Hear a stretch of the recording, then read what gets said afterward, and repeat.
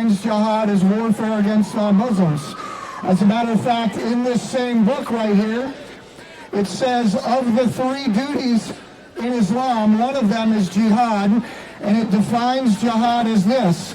The word jihad is most often associated with the act of physically confronting evil and wrongdoing. Not spiritual yoga, not doing your homework, not getting to work on time, but physically confronting what they define as evil in the Sharia, which is any place on the planet that is not under Islamic law.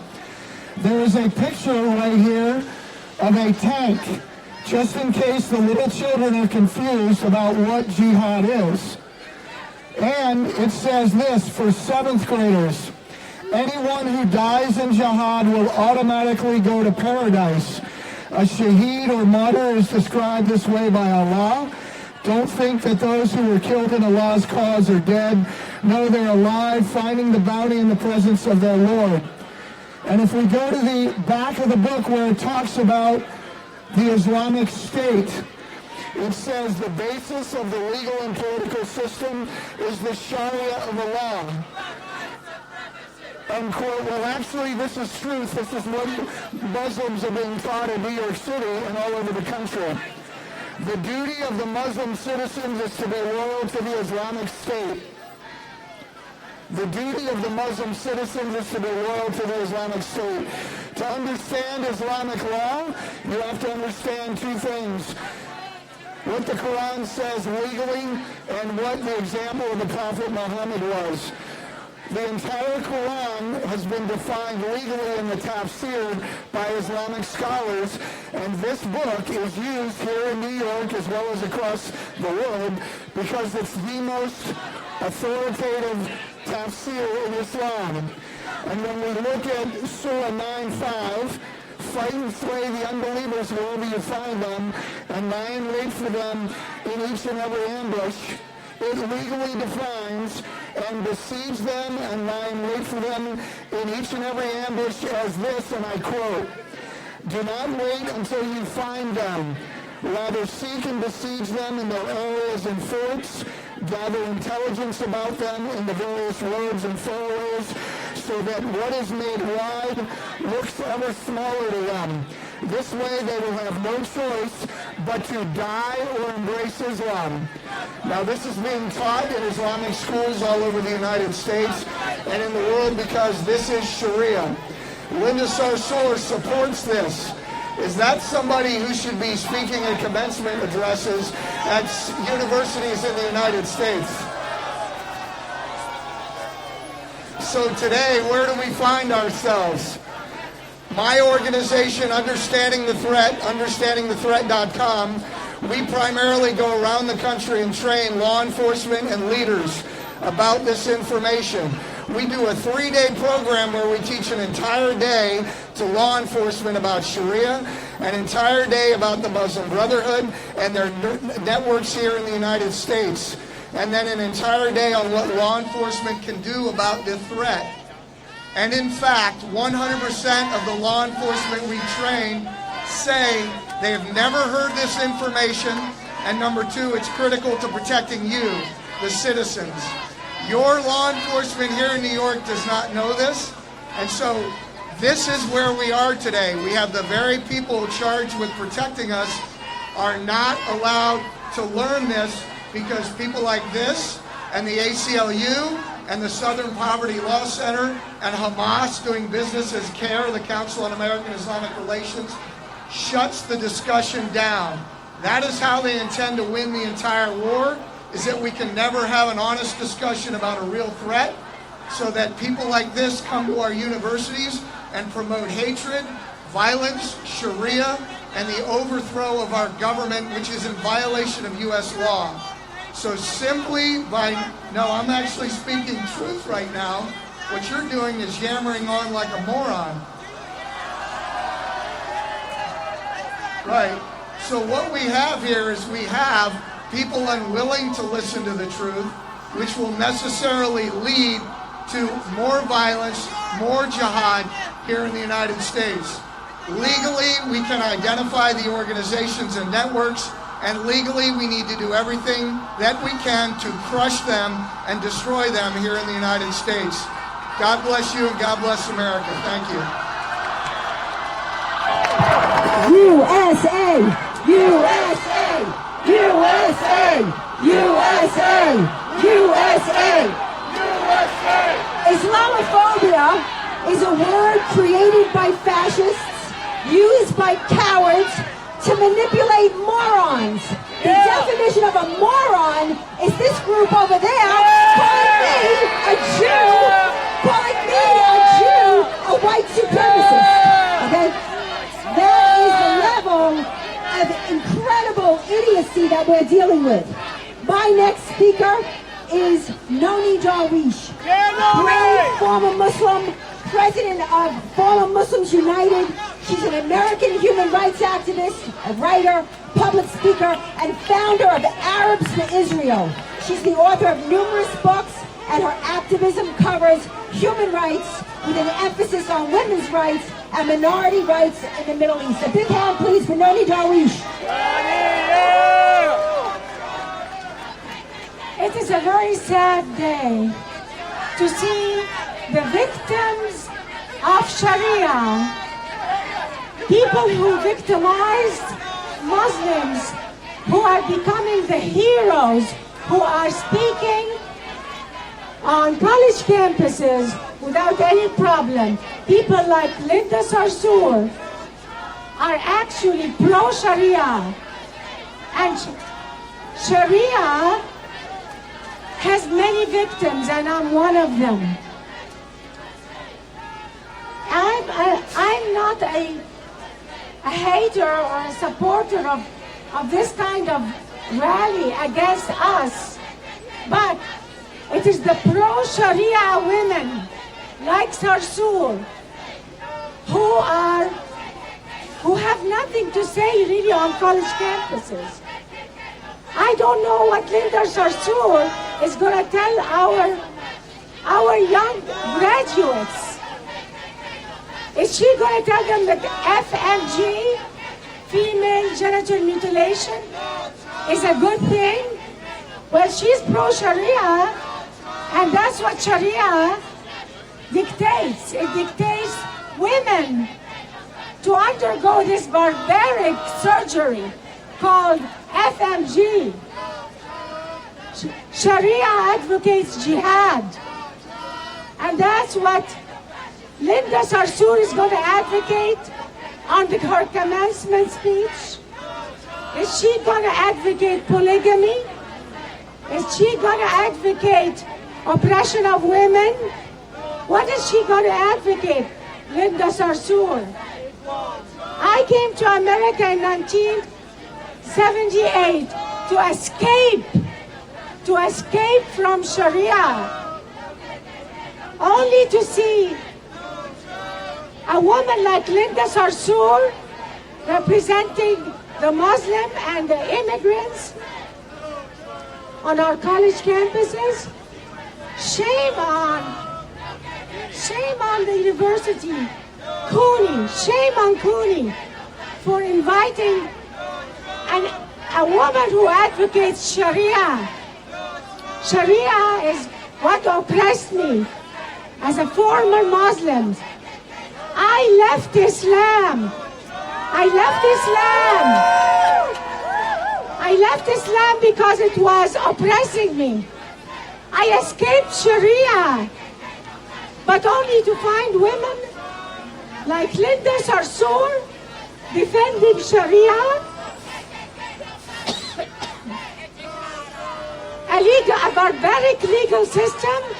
A barbaric legal system called Sharia.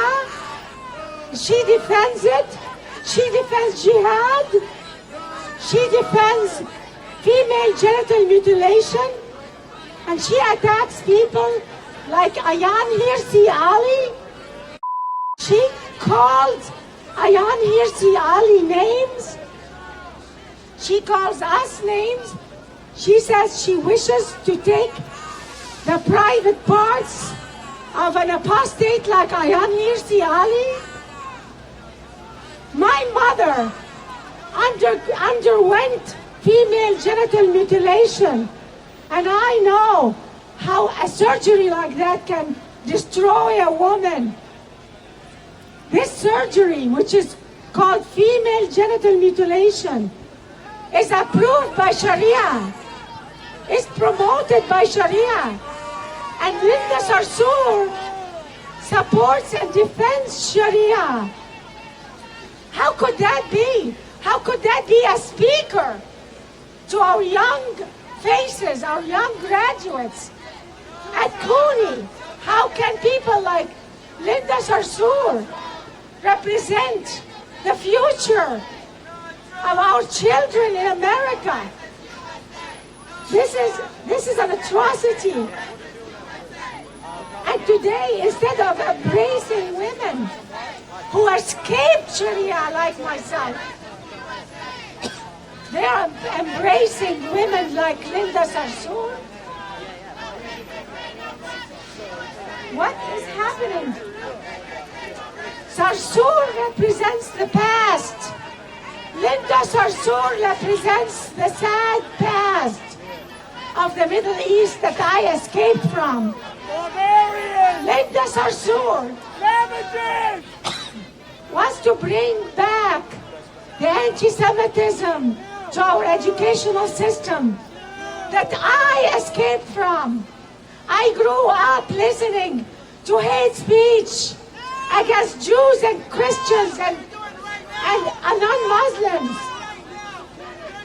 I grew up with the hate speech of people like Linda Sarsour, the anti-Semitism of Linda Sarsour that I grew up with. Linda Sarsour represents the women who stands with pride in front of microphones and says, I want to give my children to die in the jihad against the Jews, to die killing Jews. That is what Linda Sarsour stands for. That's what Linda Sarsour wants. She wants an intifada. Do you want an intifada? No! That's what she wants.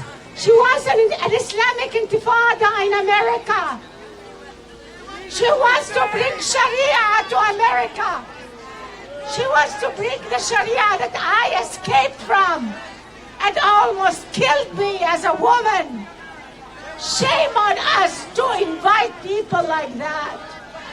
And shame on you, because I'm a victim of Sharia. These are paid protesters. These people have no clue what they're standing for. They have no clue. Please rise up against Sharia America. Rise up against Linda Sarsour. Rise up against the oppression of Islam. The religion that oppressed me and almost killed me. I am sad. I'm sad for this country. I'm sad for America. I'm sad as to how our president is being treated for standing against radical Islam, for standing against jihad. Thank you, Pamela Geller, for organizing this. It's time for us to see the truth. We're all one. We're all Americans. It's time to stand against jihad. Jihad killed my father. My father was a shaheed. He died in while killing Jews. There is nothing good in Sharia. There is nothing good in Islamic jihad. It will bring us nothing. It will bring us misery. Look at the faces of the people in the Middle East. Go visit the Middle East, you people there.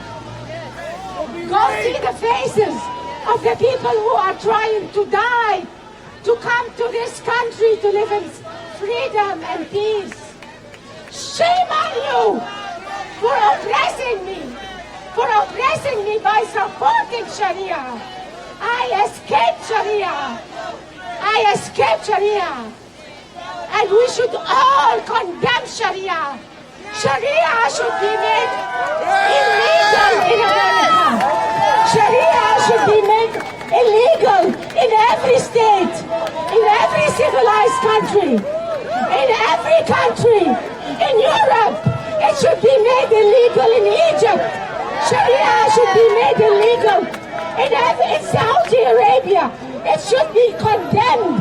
It should be taken out of our vocabulary. That's what it should be. Because we're all human. We're all Americans. We're all Americans. And we should all condemn jihad. We should all condemn Sharia. We should all condemn oppression of women and female genital mutilation, which happened to many women in my family. We should condemn not only jihad, but we should condemn the legal oppression of women that I lived under. And I am a testimony of life under Sharia. I barely escaped with my life.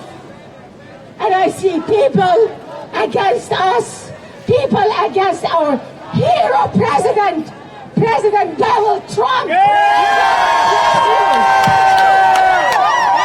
God bless you, President Donald Trump. He's the only one who understands and who spoke in front of 50 Muslim countries. And they, you know what? They respected him. They respected him because I come from the Middle East, an area of the world that respects power and condemns weakness. And they don't have any respect for people like that. Arabs and Muslims have no respect for those people. You know why? They don't respect them because they want weakness. They don't want power. They hate their own country. They hate America. America saved my life, you cowards. America saved my life. And you are against your own president, your own elected president who saved my life. Thank you, President Trump, for going to the heart of the Arab world, triumphantly. He went triumphantly, and he is blessed. And the Egyptian president loves him. The Saudi leadership loves him. They love Trump in the Middle East. And you know who they hated? They hated Obama. That's who they hated. They hate weakness. Because Obama is the image of the past. Obama represents, you know who Obama represents? He represents the dreams of the Muslim Brotherhood. He represents the dreams of the Sharia. And this is passé. It's over. Even the Middle East, they have no respect for Obama and his awful legacy of failure and weakness and appeasement. It's time to end our respect for anyone who respects Sharia, such as Linda Sarsour. No more Sharia! Sharia almost killed me! It killed my father! It killed my family! It destroyed me, and I escaped from Sharia. And God bless America. God bless Donald J. Trump. And God bless our democracy and Bill of Rights. And God bless our Constitution. Condemn Sharia. Defeat Sharia. Down with Sharia. Down with Sharia. Down with Linda Sarsour.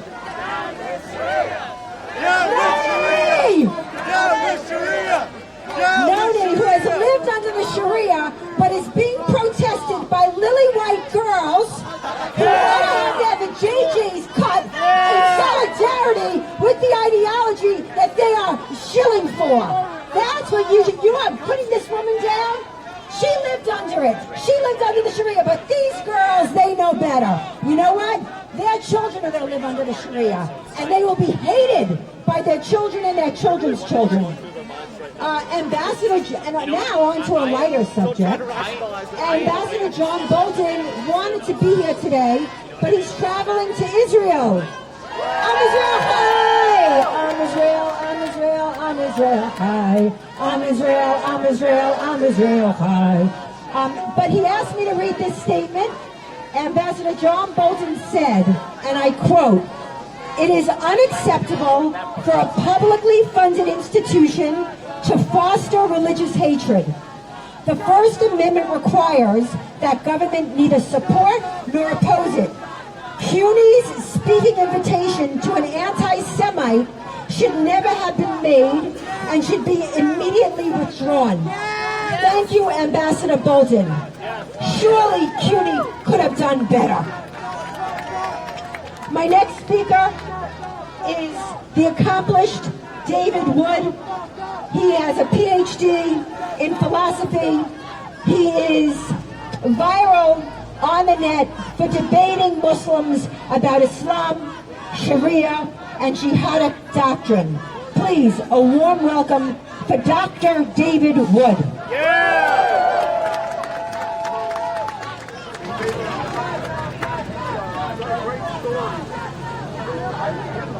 Well, we're standing against oppression and Sharia and the indoctrination of young people in the wind and the rain. What a perfect day for a protest.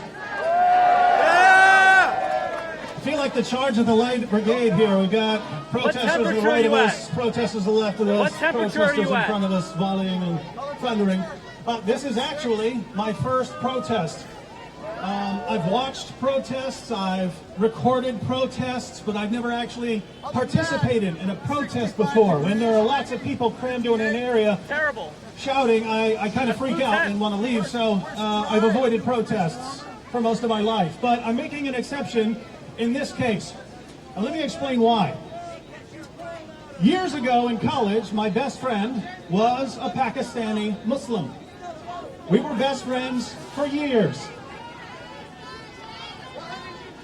We spent years as best friends, and Nabil's family had come to the U.S. from Pakistan because their sect of Islam was persecuted by other sects of Islam. Why was his sect of Islam persecuted? Because in Surah 9, verse 73 of the Quran, Allah commands Muslims to wage jihad not only against unbelievers, but also against hypocrites, Muslims who aren't following Islam correctly. And for 14 centuries, Muslim groups have been labeling other Muslim groups hypocrites and persecuting them. When the persecuted minorities have a chance to flee, they flee. So Nabil's family came to the United States. Nabil tried to convince me that Islam is true. He tried to convert me to Islam. And he offered me a number of arguments to show me that Islam is true. But I had a habit. Anytime someone tried to present me with evidence, I wanted to read it for myself. So I started buying his sources, buying the hadith, buying the commentaries, and so on. And when I started looking at what his sources said, I started going back to him saying, this is very different from what you told me. You told me Muhammad was the greatest man who ever lived. Let's look at what your own sources say. You told me about the Quran. Let's look at what your sources actually say. After a few years, Nabil left Islam. He became a Christian. And when Nabil became a Christian, I thought to myself, cool, I'm done with Islam. Because the only reason I was studying Islam was that my best friend was a Muslim trying to convince me that Islam is true and telling me that the truth is found in his sources. That's why I was studying Islam. So I was done with Islam, had no other interest in it. It took Nabil about a month. He wasn't even making his conversion public, but it took about a month for Nabil to get his first death threat for leaving Islam. It was attached to his car. This wasn't online, it was attached to his car. So this was a person who knew how to find Nabil. Now, why was my best friend threatened with death for leaving Islam? Because Muhammad commanded in Sahih al-Bukhari 69:22, if anyone leaves his Islamic religion, kill him. And here one of the geniuses will say, but I have a Muslim friend and he doesn't kill apostates, so Islam doesn't teach that. Oh my goodness. I have news for the lovely group to the left here. Your Muslim friend is not, has never been, and never will be an authoritative source of Islamic doctrine or practice. Islam is defined by Allah and Muhammad. Your nice Muslim friend can follow the commands of Allah and Muhammad, or they can reject the commands of Allah and Muhammad, but under no circumstances do they define what the commands are. Those commands are defined. That's why Nabil was under a sentence of death. That's why he was being threatened, and they support it. So, why was he threatened but not actually killed?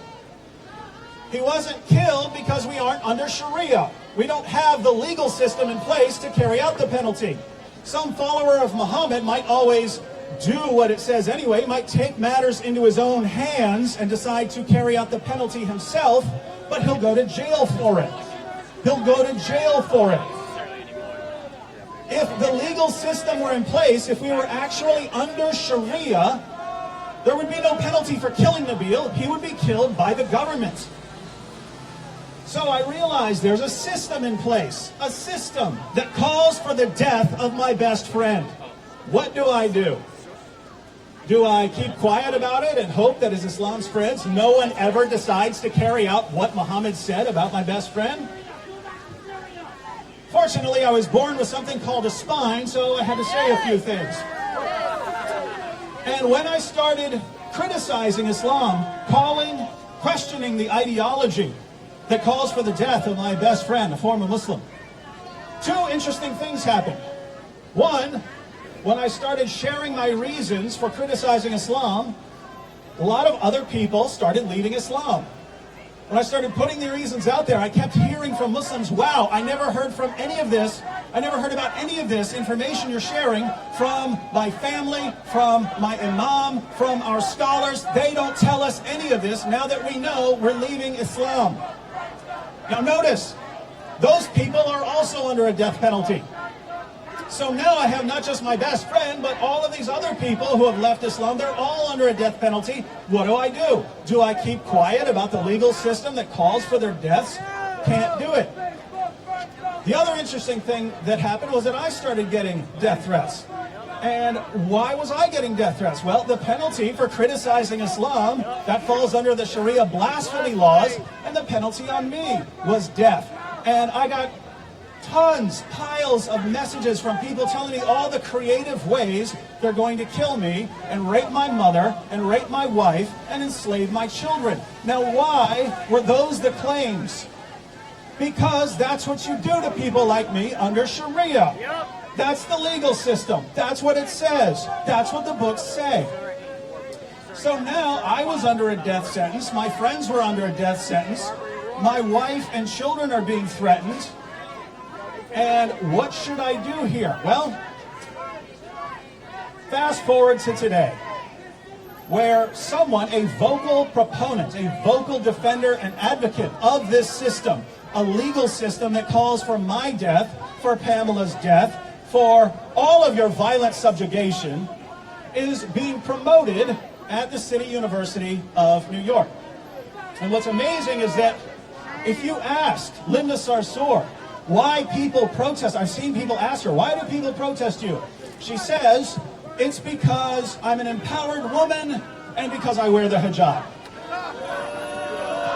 There are places in the world that have problems with empowered women. Places like Saudi Arabia. They do not like empowered women. That is not the United States of America. I will be going to see Wonder Woman on opening night. As for what Linda wears on her head, there are people who care. I couldn't conceivably care less if she wore a space helmet. I don't care what she wears on her head. So the reason she's giving for why people would object to what she's saying on college campuses, the reason people have a problem is Sharia. She's promoting Sharia. She's going to students, and after their minds have been prepared in the soil of higher education, she comes along and plants the idea that Sharia is a good thing. That's what she tells people. America, she says, was founded on the values of genocide and slavery, and that's why Sharia is better. Now, why that's ironic is, if you read the Muslim sources, Islam, Sharia, was founded on genocide and slavery. But what was America actually founded upon? The founding fathers of our country had a very scientific approach. They looked to history. They looked to the greatest sources of oppression in history, of rulers oppressing people, of people not having the basic freedom to speak their minds. They looked at the sources of misery and oppression, and they said, we're going to make a government that doesn't involve these sorts of things. And because of that, we've been allowed to make progress. So all of the problems we face, we're actually able to make progress. We had slavery. Slavery was a problem. Guess what? We have a system in place that allows us to abolish slavery and make progress. Women not having the right to vote. That was a problem. Our system allows us to abolish that and to make progress. Racial segregation was a problem. We have a system in place that allows us to make progress. There are places in the world who have been dealing with the same problems for the past 14 centuries because their legal systems do not allow them to make 1 inch of progress. And that happens to be the legal system Linda Sarsour believes needs to replace ours. And I find that utterly ridiculous. But think about this. There is this idea that Sharia would help. Who would Sharia help here? Where would Sharia make someone's life better? Would Sharia be good for women? No! That's half the population. Would Sharia be good for women? No! Under Sharia, we would have to bring back polygamy. It's perfectly legal under Sharia to have sex with prepubescent girls. You can beat your wife into submission if she gets out of line. You can take female sex slaves. You can rape your female captives. All of this under Sharia. So I would say that Sharia would not be good for at least half of the population there. What about other people? What about Christians? Would Sharia be good for Christians? Under Sharia, Christians can't preach the gospel, can't wear crosses, can't build new churches. If you spring a leak in your church, you're not allowed to repair your churches, and you have to pay tribute money to the Muslim rulers called jizya. I don't want to live like that. What about Jews? Would Sharia be good for Jews? Now, theoretically, Jews are allowed the opportunity to pay the jizya and not be killed, but since Muhammad said that the end will not come until Muslims fight the Jews, so that Jews are hiding behind rocks and trees, and the rocks and trees are crying out, there's a Jew behind me, come kill him, since that is institutionalized doctrine in Islam, I don't think it's going to work out very well for Jews.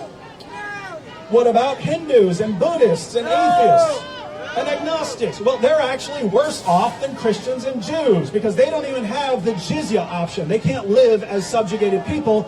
The message to them is convert or die. What about Muslims? Would Sharia be good for Muslims? Well, that kind of depends on which Muslim group wins, because whichever ones don't win, they're going to be violently subjugated and killed as well. So we have a system here that doesn't seem to be good for anyone except a very certain kind of people. If you want to violently subjugate people, if you want to chop off heads and fingers and hands, if you want to enforce these systems, if you want to beat your wife, if you want 4 wives, if you want sex slaves, if you want to be able to rape your female captives, if you want to enslave populations of people, well then, Sharia can help you accomplish your goals. But the people who want that sort of thing are not the sort of people who should be making legal systems for anyone. Now, with all of that said, I'm not really here about Linda Sarsour. I'm here about CUNY. The City University of New York, of all the people in all the country, in all the world that they could have gotten to give the final send-off, to give the final marching orders to the graduating class, they chose someone who advocates a legal system that calls for my death, calls for the violent subjugation of all of you, that calls for the deaths of my friends. And this is what they came up with. Now, I'm going to say this. I'm not going to condemn CUNY for that. I'm going to thank them for their honesty. They're not even trying to cover it up anymore, what they're doing on college campuses, right? For years, we knew what they were doing, but they wouldn't actually admit it. They would deny it. Now, we're actually seeing that students are brainwashed for years, wipe their minds clean, and then train them only to listen to certain kinds of people. Only listen to people like Linda Sarsour. Don't listen to people who actually pull out the sources and can read, because you know, literacy is Islamophobic. And so they train them for years to only listen to people like Linda Sarsour, and then the final send-off, the final marching orders from the university is go with Sharia. And so I don't condemn CUNY. I thank you. I thank you, City University of New York, for finally showing us your true colors. David White, thank you so much.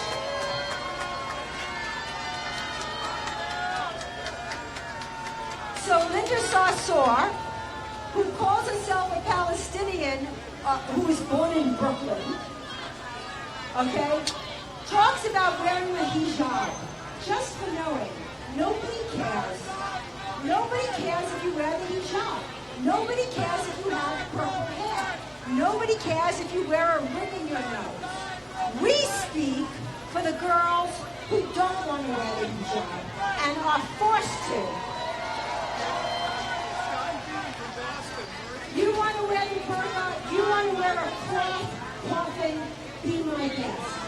But if a girl like Rivka Barry doesn't want to wear the hijab, she's threatened with death by her family. Ohio teen. Rivka Barry, who had converted out of Islam, kept it from her family, but Hamas was spying on her.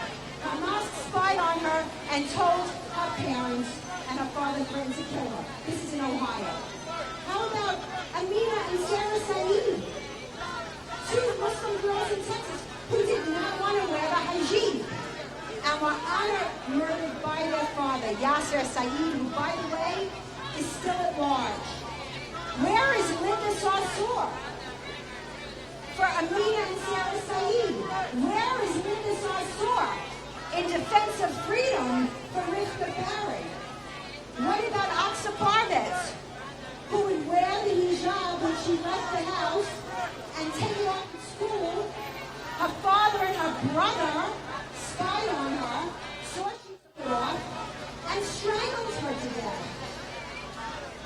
Linda Sarsour supports this ideology that oppresses women, subjugates women, gender apartheid, honor violence, and you got those lily white snowflakes over there standing in defense. Islamophobia, a word created by fascists, used by cowards to manipulate morons.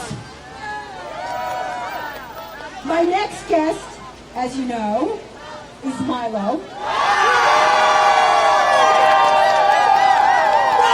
But wait, Milo, like Marilyn Monroe, is late. So no, he's going to be here. So I have to find out where he is. In the meantime, you have to write Chancellor James Milliken, who is more afraid of canceling Linda Sarsour, more afraid of the jihadis, more afraid of the violent morons on my left, than he is of us. Because we are rational, reasonable people who execute our freedom of speech in order to effect change. You have got to resist. You have got to fight back. You have got to oppose the norming of evil, the mainstreaming of jihad, the mainstreaming of Jew hatred, and the mainstreaming of this evil. Surely CUNY could have found someone better. Shame on CUNY! Shame on CUNY! Shame on CUNY! Shame on CUNY! Shame on CUNY! CUNY scheduled this jihad supporter, this inciter to genocide on a Jewish holiday. Do you think they ever would have scheduled the commencement on Eid? No, why? Because these Coward Milliken is afraid. Well, you know what? They better start to be afraid of us because we're mad as hell and we're not going to take it anymore. Milo is in the building.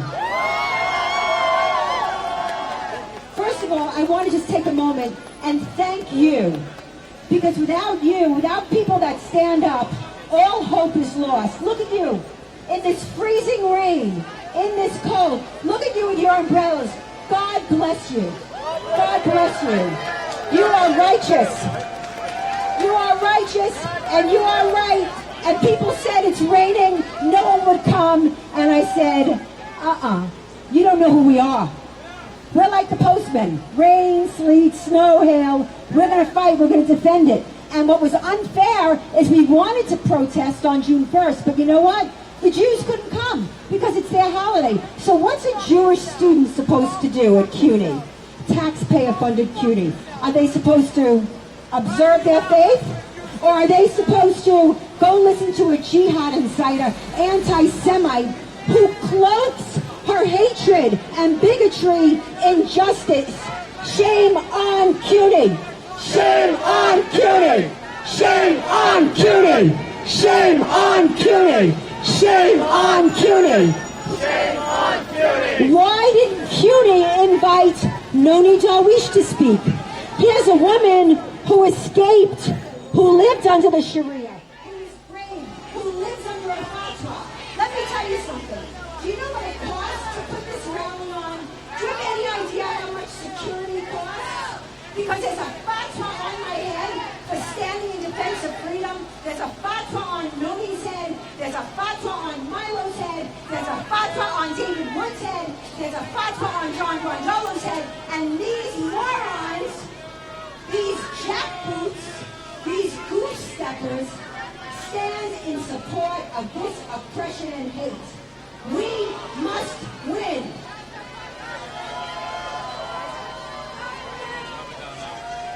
Okay, we're going to count down to the superstar.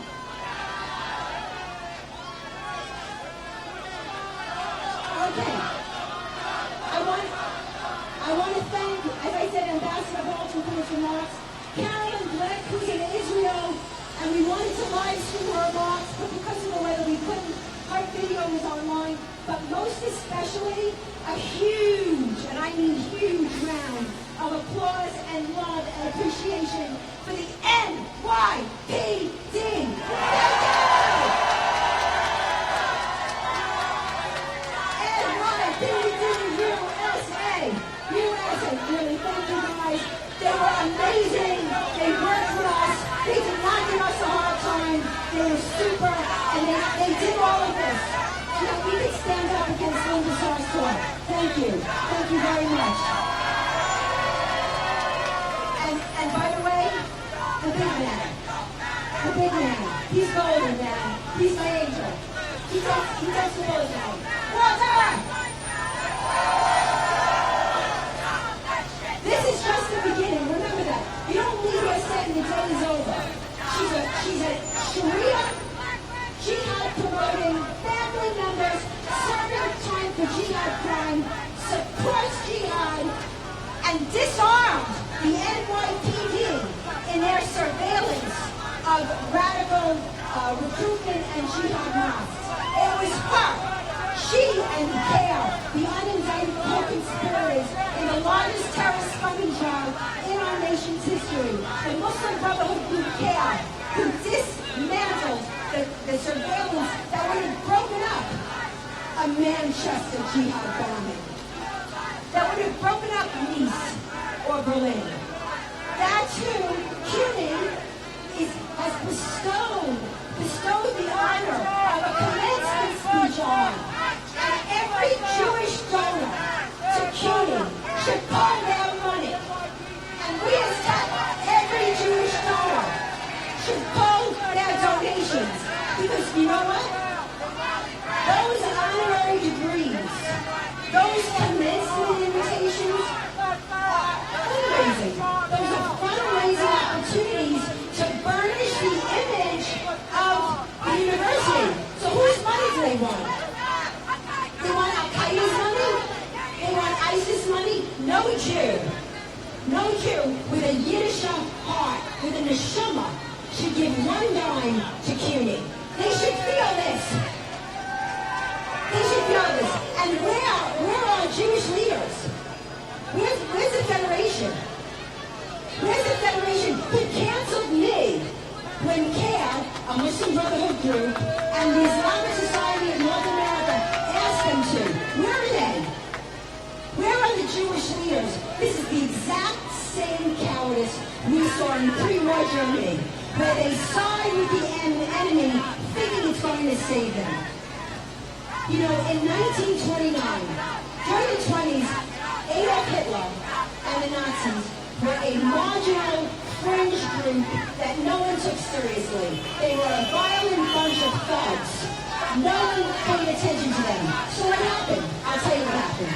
In 1929, a group of mainstream political groups formed a coalition to fight the Versailles Treaty. It was called the German Referendum of 1929.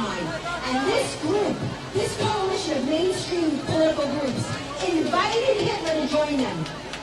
Once that happened, that was a game-changing moment. The norming of Hitler, the norming of the National Socialist Workers' Party, socialists, got that? National Socialists, norming them made it possible for the Nazis to ascend.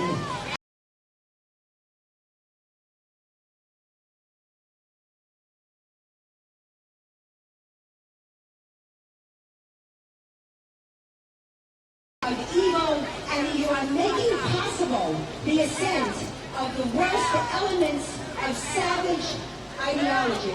And this is why you're here, and this is why you will fight, and this is why I will always stand with you under penalty of death. Under penalty of death. USA. USA. USA. USA. I think we should start calling for Milo. We should start shouting, Milo! No, Milo! Milo! Milo!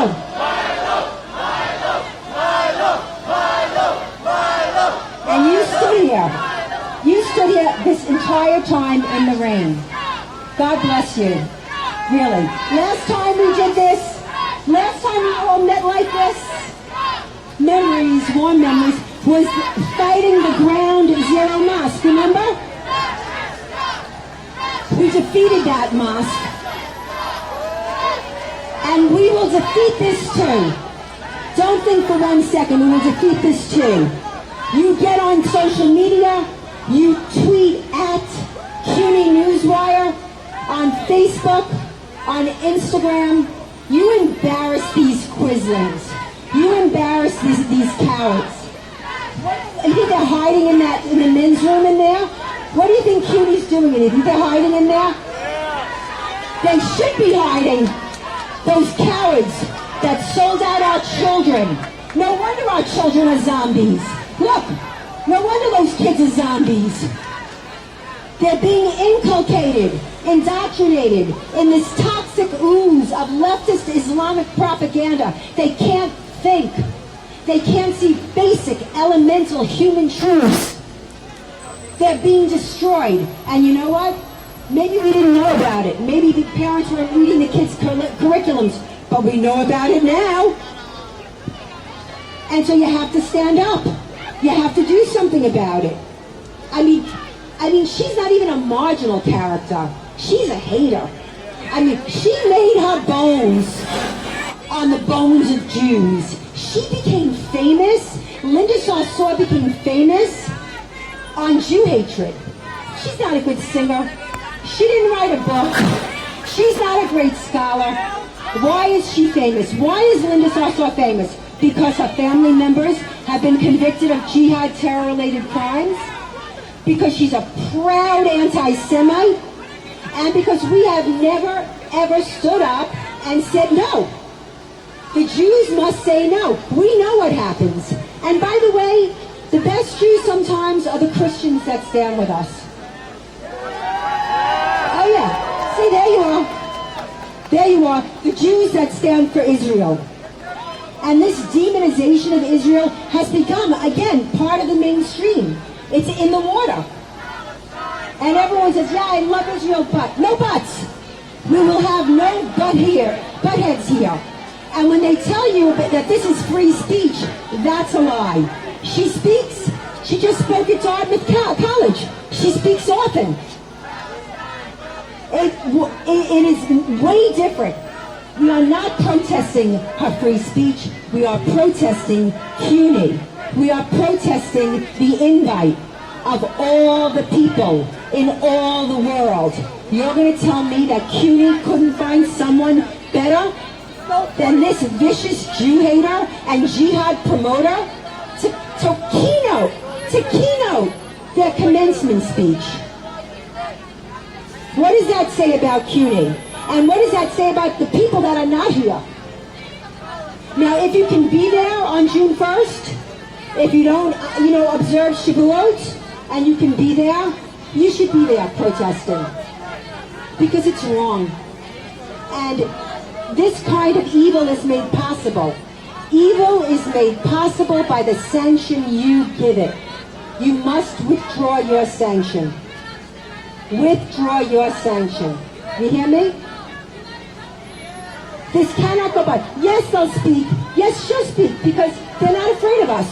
They know we're not going to burn down Berkeley the way they burned down Berkeley when Milo spoke. They know, yeah, that's right. They know we're not going to kill people. They know that we are not savages, so they're not afraid of us. But these people must be ousted from their positions of power. Who designated Linda Sarsour the speaker? Why was she chosen to lead the Women's March? I mean, think about it. They're wearing hats, pussy hats. Those hats should have been female genital mutilation hats. Because she opposes those that speak against it. She attacks Ayaan Hirsi Ali, who, by the way, has been cut. Noni's mother was cut. And she stands with that ideology. So what were the feminists doing with a woman that supports the most brutal and vicious ideology, the most misogynistic ideology on the face of the earth? I ask you. Yeah. No, they say no pussy grabbing. How about no clit cutting? No clit cutting. No clit cutting. No clit cutting. No clit cutting. No clit cutting. No clit cutting. No clit cutting. No clit cutting. No clit cutting. Do you know 500,000 girls, 500,000 Muslim girls in this country are threatened with cutting? Did you know last week, not one, but 2 doctors in Minnesota, 2 doctors in Minnesota were arrested for cutting little girls' clitorises as young as 6. No clit cutting. No clit cutting. No clit cutting. No clit cutting. No clit. And now the legislation to stop FGM, female genital mutilation, there are politicians that are saying you can't do it because it's religious, it's Islamophobic to impose legislation against female genital mutilation. Oh yeah. Okay? So now you have politicians in this country sanctioning the most brutal,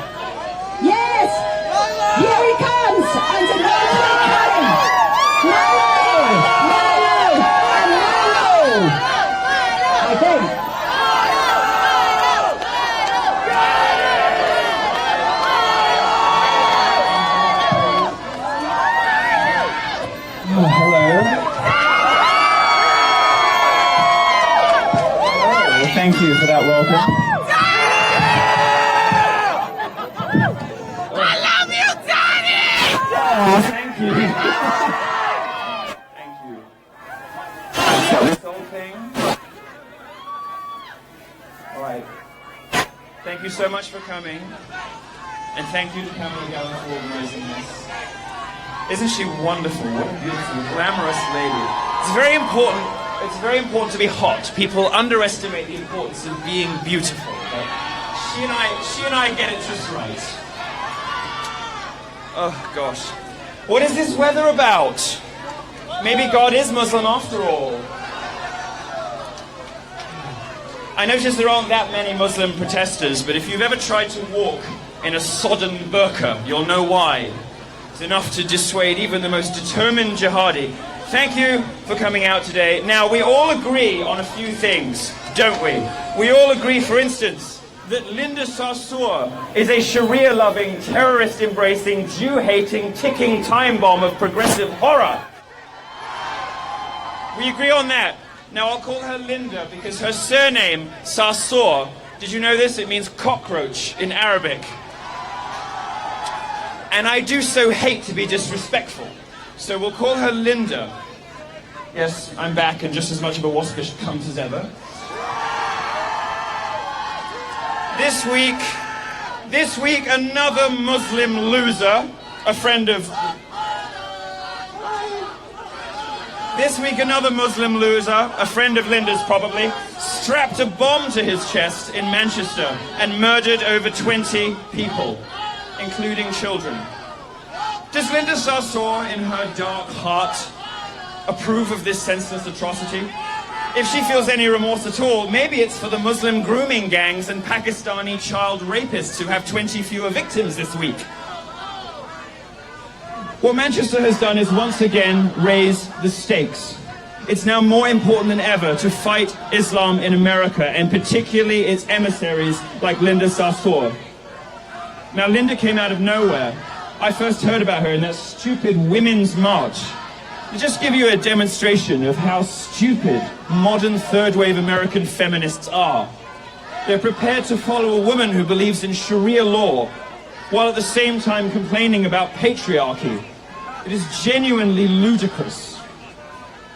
Now, for some reason, leftists love putting hijab-wearing women in front of things to remind us how tolerant, progressive, and feminist Islam is. Give me a break. Islam views Western progressives with the same contempt the Soviet Union reserved for the useful idiots of the American communist left. It's a relationship as abusive as Chris Brown and Rihanna's, except no one in it is hot. Claiming Islam is worthy of progressive protection is insane. The hijab is not a symbol of female liberation, as USA Today and the rest of your media likes to claim. But Linda is special. She's more than just an oppressive headscarf. Lurking underneath all of that sweaty polyester is a mind that hates America and loves Sharia law.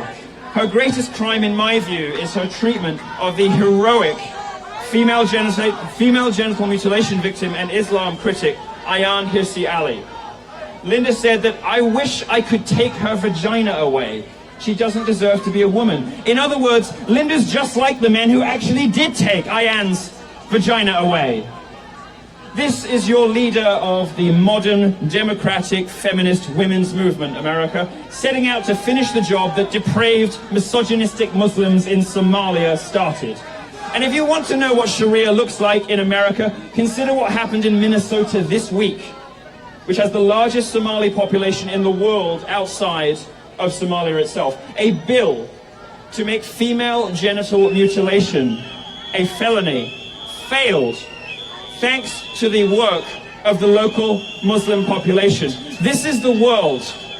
This is the world that Linda Sarsour wants for you. This is the world that she is heralding in. Sharia in the United States. One in which girls have no legal protection from having their genitals sliced off. And progressives have the fucking gall to say that I'm the misogynist for cracking a few fat jokes. To paraphrase one of the great philosophers of the 21st century, Regina George from Mean Girls, stop trying to make Sharia happen, It's not going to happen.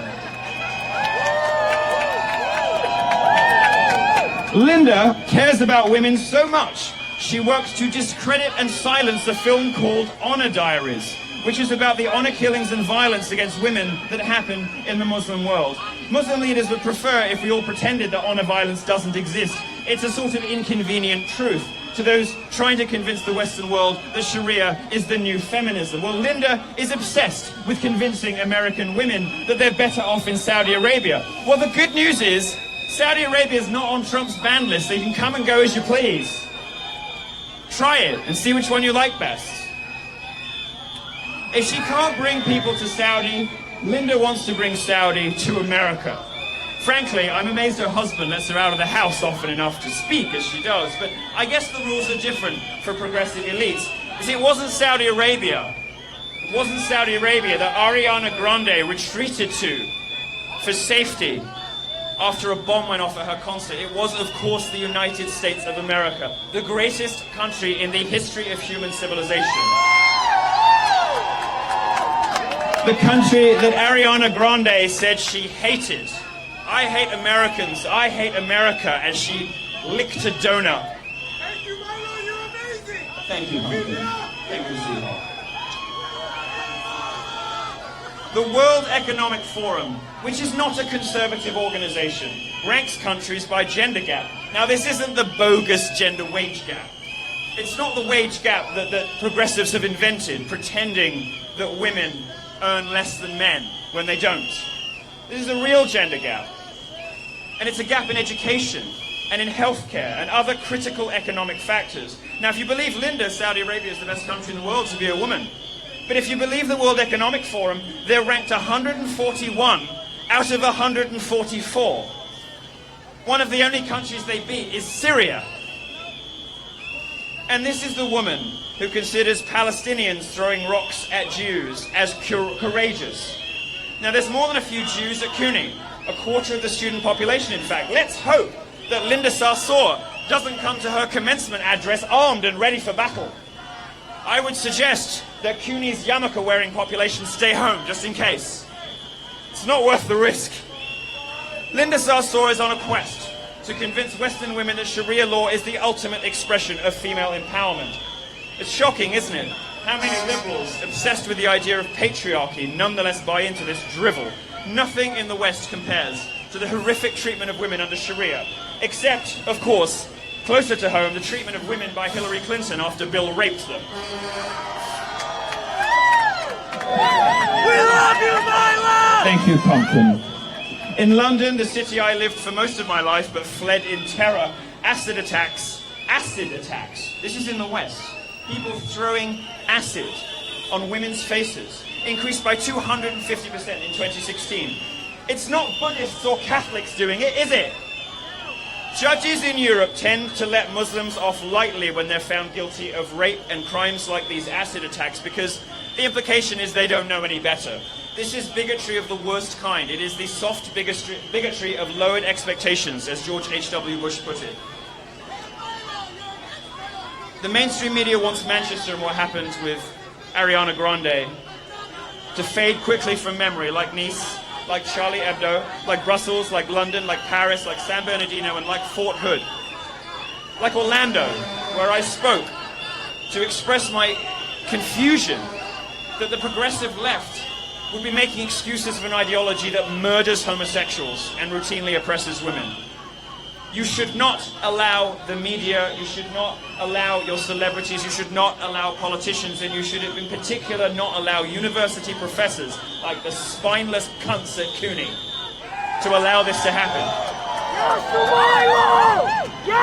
Ayaan Hirsi Ali was disinvited from giving a commencement address at Brandeis. Critics of Sharia are being thrown out of universities while advocates for Sharia are being invited to speak. Conservatives are being ignored and silenced like they were Tiffany Trump. Except, unlike Tiffany Trump, we don't deserve it. Now let me tell you where I disagree with some of my colleagues and some of the other speakers here. No disrespect to them, because it is a lively exchange of views that makes us different from the other side. I believe that Linda Sarsour should be allowed to speak at CUNY. In fact, if they'd asked me, I would have paid her fee, no matter how many goats she asked for. And the reason that I think she should be allowed to speak is that her words, odious as they are, should be broadcast far and wide. The best response to authoritarianism is not more censorship, but more speech. I want America to hear her. I want America to listen to her arguments and weigh their merits. I am a free speech fundamentalist. I believe that in an open marketplace of ideas, the best ideas prevail. In America, you don't have an open marketplace of ideas because the massed ranks of the establishment, the media, academia, and the entertainment industry are set up to condemn conservative and libertarian points of view as hateful, bigoted, and oppressive. They are none of those things. And so the real enemy here isn't just ordinary Muslims, it isn't Linda Sarsour. The bigger enemy, and the enemy to American freedom has always been from within. The enemy here are the progressive elites who run the entertainment industry, academia, and the media in this country. It is only through the open marketplace of ideas, with no more censorship of libertarians and conservatives and no more oppressive speech codes from the left, that I believe America can realize its promise and its destiny. And that is why this is the greatest country in the history of human civilization. And that is why we are out here in the pouring rain, because this stuff fucking matters. And when we reach that goal, when we reach that day, when there is a full, free, frank, open exchange of ideas, when anyone can present their ideas for scrutiny, when anyone can present their system of belief for discussion and debate, then people will see Linda Sarsour for what she really is. It's true that her ideology is as ugly as Chelsea Clinton. It's true that Linda wants to replace graduated women's mortarboards with hijabs. And once that happens, the burqa will replace those graduation robes soon after. Linda wants to substitute prayer rugs for diplomas, and CUNY is going right along with her. It's true that CUNY is going to see the results, it's going to see the consequences of this. It's going to see it in enrollment. It's going to see it in alumni donations. And the other speakers here have done a much better job than I ever could of explaining in detail why she is wrong and dangerous about absolutely everything. So if you disagree with a Sharia-loving, Jew-hating commencement speaker, hold back on giving money to this university. Don't enroll your kids. Teach them a lesson the American way, which is with your speech and with your wallet. It's not a mystery why, actually it is. No, it is a mystery. Why CUNY invited her in the first place? She's not particularly popular. Like many of these progressives, Amy Schumer, Lena Dunham, these people, we are required to find them beautiful. They're on the magazine covers. And when you put somebody on a magazine cover, you're not just saying, look at this, you're saying, be like this. Amy Schumer, no fucking thanks. There aren't enough pies in the world. She ate them all! But Linda Sarsour herself is not that popular. She's somebody that the progressive elites want us to believe is popular. I'll give you some data to back up that assertion. In her own neighborhood, in 2016, Linda Sarsour ran for Democratic County Committee member, which is a voluntary position that really is just for your block. It's for like a few thousand people. She came third out of 3 in a predominantly Islamic neighborhood. Even her neighbors fucking hate her. And they're all Muslims. But at the end of the day, Linda Sarsour, you've got to admire their tenacity. It takes some lungs to do that. I was head chorister at my school, and that's not easy to keep it up. So a round of applause for the protesters, without whom I would be nothing. At the end of the day, Linda is just another idiot, wittingly or unwittingly doing the work of Saudi Arabia, doing the work of Iran, doing the work of ISIS. And the enemy that you as Americans have always faced and will always face is from within. It's from other Americans allowing this stuff, pandering to it, prioritizing it, giving it platforms. Now, I don't want her banned, but I do want her exposed. And that's what I hope today will accomplish. If I can add anything today, it's to remind you that, as ever, the greatest threats to American liberty don't come from overseas. They come from places like New York. Don't ban her, but hold her to account. Make her debate. Make her defend her hateful and odious positions. And always support free speech, free expression, free intellectual inquiry, creativity, and love, joy, and all of those wonderful things that unite the libertarian and conservative movements. Thank you so much for having me. Thank you so much. Goodbye.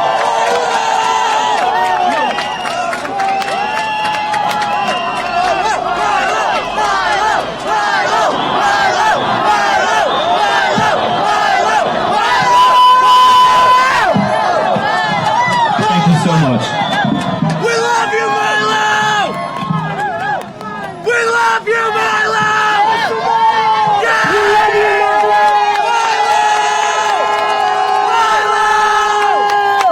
Brilliant. We love you, Brilliant Milo! and enjoyable. Okay, guys, you have your marching orders.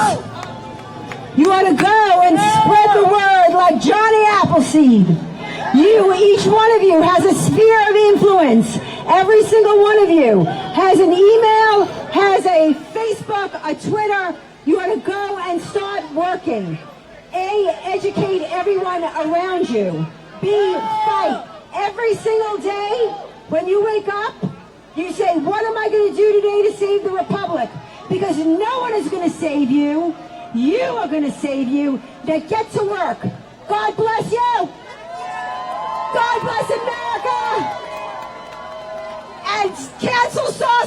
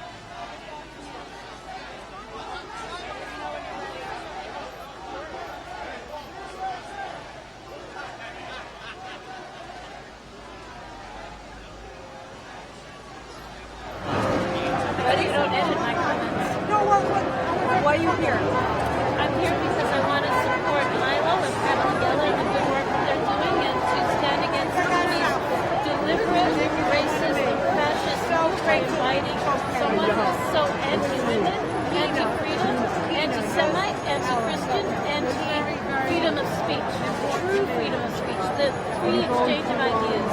Why do you not want her to speak at CUNY Women's Rights? It's not that I don't want her to speak, it's that I don't want CUNY to invite her because it's a obscene gesture of insanity. I have no words. It's just so gross. Your first and last name, please?